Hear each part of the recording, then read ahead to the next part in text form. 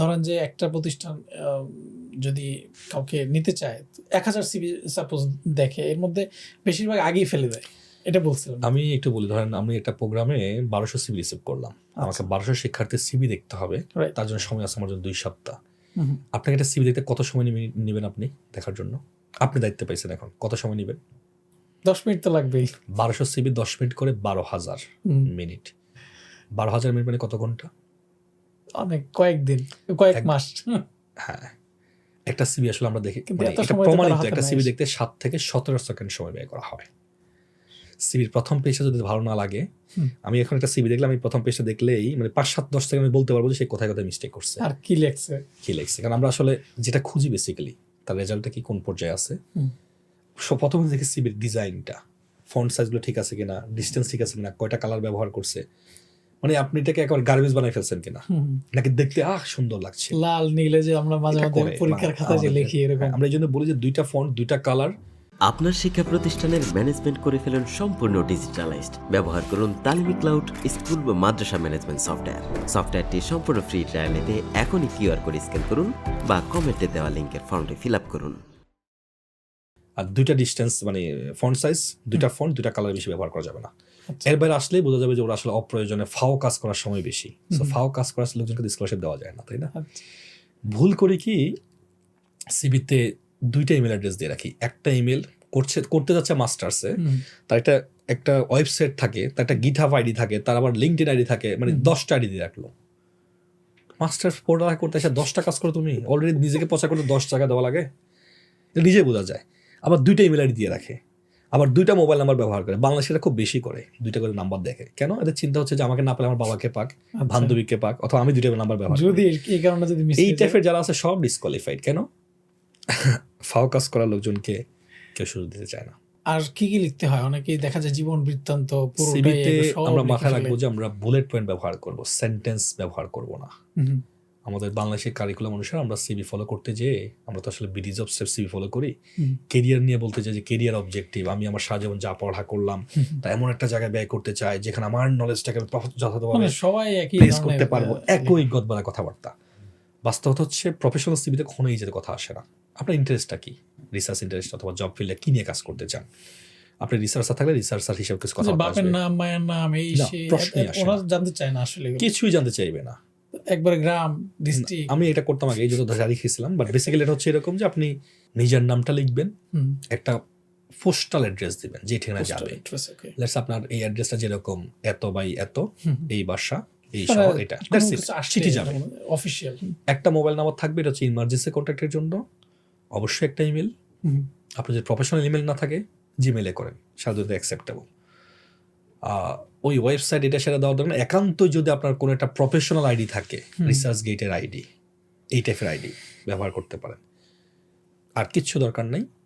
জাতীয়তা বলতে পারেন, ছেলে নামে এটা ছবি দেখলে বোঝা যায়, না বললেও সমস্যা নেই। That's it. এরপরে যে আপনার সর্বশেষ পড়ালেখা সবার আগে আসবে। আমি মাস্টার্স করছি এই মুহূর্তে, এটা আগে আসবে। তার আগে কি করছিলাম সেটা পরে যাবে, এভাবে যাবে। কতটুকু দেবো? মাস্টার্সে অ্যাপ্লাই করলে 2টা, মানে নিয়ম হচ্ছে আপনি যে লেভেলে অ্যাপ্লাই করবেন তার আগে 2টা স্টেজ জানা থাকতে হবে। আচ্ছা, আপনি যদি মাস্টার্সে অ্যাপ্লাই করেন তাহলে ব্যাচেলর এবং এসএসসি থাকতে হবে। ওকে, এটা হচ্ছে নিয়ম নর্মালি। আপনি যদি এসএসসিতে খুব ভালো রেজাল্ট করে থাকেন, আমার খুব কনফিউশন থাকতো যে আমি তো গোল্ডেন দিয়ে দিই, এই টাইপের দেন, কোনো সমস্যা নেই। বাট এইভাবে আসে। আর যদি অনেকে 8 এর দেয় 5 না না না, এগুলো তো পাগলামি, এগুলা মানে অপ্রয়োজনীয় কাজে বিজি থাকে, কেন তাকে নেবে? এত ফাও কথা বলার দরকার। আপনি ক্লাস 8-এ কি সাবজেক্ট ছিল মনে আছে? লেখলে হলো, লেখে কথা সত্য, এগুলো করা যাবে না। বাট সিবিতে আমরা এখন যেটা করি, মাস্টার্স লেভেলে একটু রিসার্চ নলেজ থাকা উচিত। একটা দুটা পাবলিকেশন থাকলে ভালো, seminar, symposium, summer school, winter school, competition, projects, এই টাইপের কিছু কিছু থাকলে ভালো। যত থাকবে তত ভালো আর কি। আর কিছু কমন মিস্টেক আছে সিবিতে, পাবলিক কপি পেস্ট বেশি করে, দেখলেই বোঝা যায় নিজে এটা উঠছে কিনা। অসংখ্য মানে লেখার এটা দেখে এক জায়গায় যাইলে আর জায়গায় গেলে 2টা পার্থক্য করলে বোঝা যায় যে প্রথম পেজটা ওর নিজেটা, মানে ওর আর্জেন্ট থেকে কপি করছে, সেকেন্ড পেজটা নিজে নিয়ে আসছে। কপি পেস্টের যে আমার চলে আসে। আমার একটা গল্প আছে খুব মজার। আমি আমার সিভি একবার পেয়েছিলাম আরেকজনের কাছ থেকে আর কি। আচ্ছা, মানে আপনার নিজের সিভি? হ্যাঁ, পাঠাইছে কোন একটা প্রোগ্রামে। প্রোগ্রাম বলতে এই মানে সিভি দেখার জন্য না, একটা অফিসিয়াল একটা কোনো একটা প্রোগ্রামে অ্যাপ্লাই করছিল। সে সিভি কোনোভাবে আমার কাছে আসছে, দেখার দায়িত্ব পড়ছে। আমি সিভি তো সবসময় দেখি, আমি দেখি যে নিচে একটা লাইন, সেটা আমার সিভির লাইন। আমি এয়ারপোর্ট থেকে আশ্চর্য বাংলাদেশে একজন আপনি।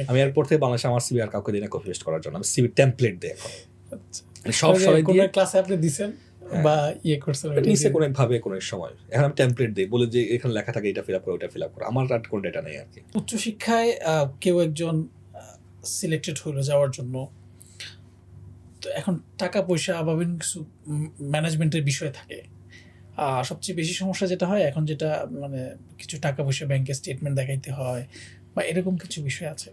তো এটা আসলে একজন তো এত টাকা থাকে না অনেক সময় আমাদের দেশে যেটা করে যে ডিপোজিট দেখা, এটা সহজভাবে কিভাবে এই শর্তগুলো কিভাবে যদি আসলে কেউ একজন সেলফ ফান্ডিং এ যে করতে মানে পারে। স্কলারশিপ নিয়ে যায় তার কোনো সমস্যা নেই, হুম, কিচ্ছু লাগে না, আচ্ছা মানে ব্যাংক হিসেবে কিছু লাগেই না।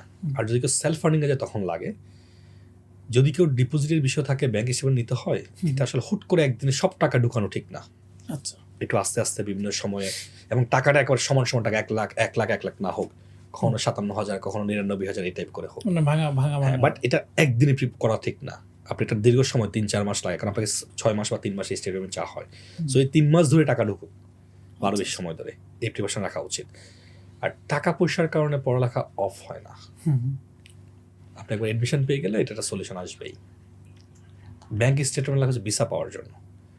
সো ভিসা অফিসাররা চেক করতে চায় যে আপনি আসলে ওখানে যে পালায় যাবেন না, ইলিগাল হয়ে যাবেন না। হুম, সো এটা শুধু টাকা না, আরো অনেকগুলো বিষয়ের সাথে জড়িত আর কি। So আপনি যে ডকুমেন্টেশন করবেন, মাথা রাখতে হবে যে জীবনে কোনোদিন কোনো কাজে ফেক করবো না, আচ্ছা। মিথ্যা তথ্য দেব না।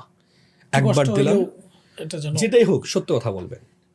এম্বাসি সত্য কথা খুঁজতে চায়। কেউ কেউ দেখা যায় যে টিচারের রিকমেন্ডেশনটা সে নিজে লিখে আরেকটা ইমেল এটা টিচার যদি বলে হুম। আপনি লিখে আপনি টিচারকে দেন, টিচার আপলোড টিচার করবে। পাঠায় আর আপনি যদি অন্য জায়গা থেকে আপলোড করে দেন, এটা অনেক সময় ধরা পড়ে যায় আপনার স্টুডেন্ট লেখার স্টাইল টিচারদের লেখার স্টাইল পার্থক্য থাকে। হুম। আপনার যেহেতু আমি সিবি পড়ছি, মোটিভেশন লেটার পড়তেছি, আপনার ওই রিকমেন্ডেশন মানে লেখার স্টাইল কিন্তু বুঝে ফেলা যায়। হ্যাঁ। খুব এটা হয় না, বাট বোঝা যায়। তো আমরা আর সবশেষ যেটা জানবো সেটা হচ্ছে, আপনি বলছিলেন যে কম সিজিপিএ সমস্যা নাই, চেষ্টা করলে টাকা পয়সা অসুবিধা নাই। আমাদের কনফিডেন্স লেভেলের জায়গায় আমাদের জাতীয় বিশ্ববিদ্যালয় অথবা মাদ্রাসা ব্যাকগ্রাউন্ডের অনেকে একটু ভয় পায় যে আমি কি যেতে পারবো, আমার যাওয়া সম্ভব কিনা। আপনি এদেরকে কি বলবেন? এই আপনার ভাইদের কথা অ্যান্সার আছে, ভয় পাওয়া যাবে না। অসংখ্য এক্সাম্পল আছে। কার যদি জানতে হয় যে আমার এই ব্যাকগ্রাউন্ড থেকে কে গেছে আমাকে বললে আমি জানাতে পারবো। লিটারালি একটাই কাজ, ভয় পাওয়া যাবে না, সিদ্ধান্ত নিতে হবে, টাইম লাইন ফিক্সড করতে হবে, আমি কবে যেতে চাই, কদিন ধরে কাজ করব, তারপরে বাকিগুলো আসবে। প্রথম বিষয় হচ্ছে আমরা নিজেকে ছোট বনবো না, মানে ছোটভাবে ভাববো না। আমি মনে করবো যে আমার দ্বারা দুনিয়া সব করা সম্ভব, এবং এটা সত্য, সব করা সম্ভব। মানে স্কলারশিপের ক্ষেত্রে বিশ্ববিদ্যালয়গুলো খুব বেশি না। কোনো ইয়ে আছে, এটা ইম্প্যাক্ট আছে? একটা এক্সাম্পল আপনি মাথায় নেন, হংকং ন্যাশনাল ইউনিভার্সিটি ওয়ার্ল্ড র্যাঙ্কিংয়ে 14তম, আচ্ছা Bangladesh national university world ranking নাই। ইউরোপিয়ানরা তো এই ন্যাশনাল ইউনিভার্সিটির নামটা শুনছে, হংকং শুনছে না? সো দুনিয়ার সব ন্যাশনাল ইউনিভার্সিটি ওর কাছে ন্যাশনাল ইউনিভার্সিটি, আচ্ছা ওটা দেখার সুযোগ নাই। নর্মালি যেটা হয় স্কলারশিপের ক্ষেত্রে আপনার কোয়ালিটি খোঁজা হয়, রাইট। কোথায় থেকে আসছেন, কি করছেন, কিচ্ছু দেখে না।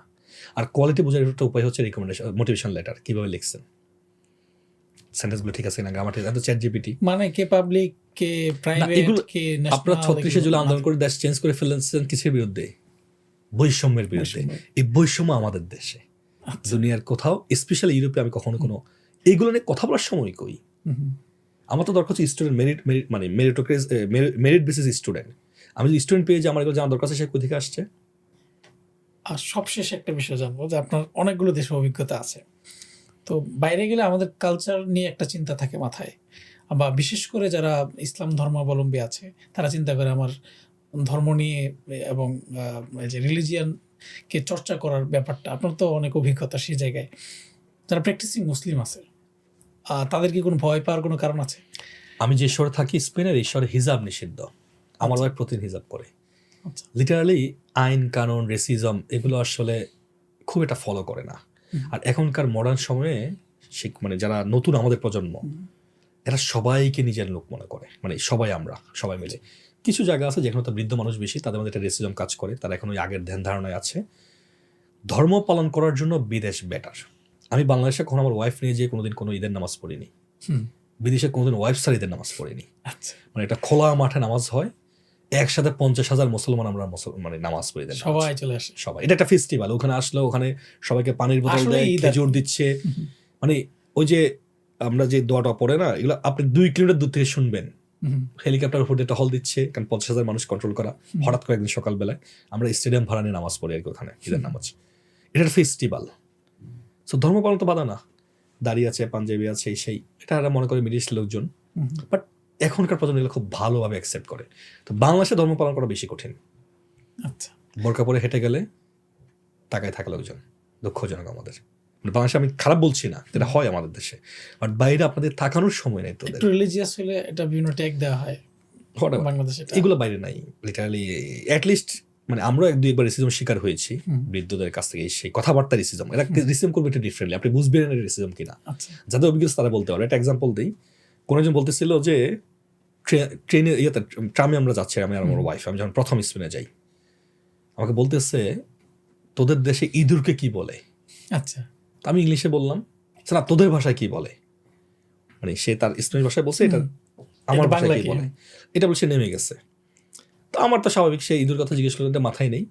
একটু পর আমার পিছনে দাঁড়ায় আছে, সে বলে তুমি তাকে কাউন্টার দিলে না কেন, তুমি পুলিশ কল দিলে না কেন, কেন কি হয়েছে, সে ইঁদুর বলে তোমাদেরকে কিন্তু সে মানে রেসিজম করছে, সে বুঝে দিচ্ছে তুমি তোমার দেশ থেকে এখানে এসে ইঁদুরের মতো তোমার আমার সম্পদ খাচ্ছ। এটা আপনি যদি বুঝতে পারেন রেসিজম, ওইটা হচ্ছে বৃদ্ধ মানুষ ছিল। না, আমাকে একজন আরেকজন এরকম বললো যে সরাসরি বলে না, একজন বলতেছে তুমি কোন দেশের, তো কবে যাবা, দেশে কবে যাবা। এইটাই ফিরে, এইটাকেই আমরা রেসিজম বলি আর কি। আমার দেশে তো আমরা অনেক আরো খারাপ কথাবার্তা বলি, কোন জেলা থেকে আসছো, কি করছো না করছো।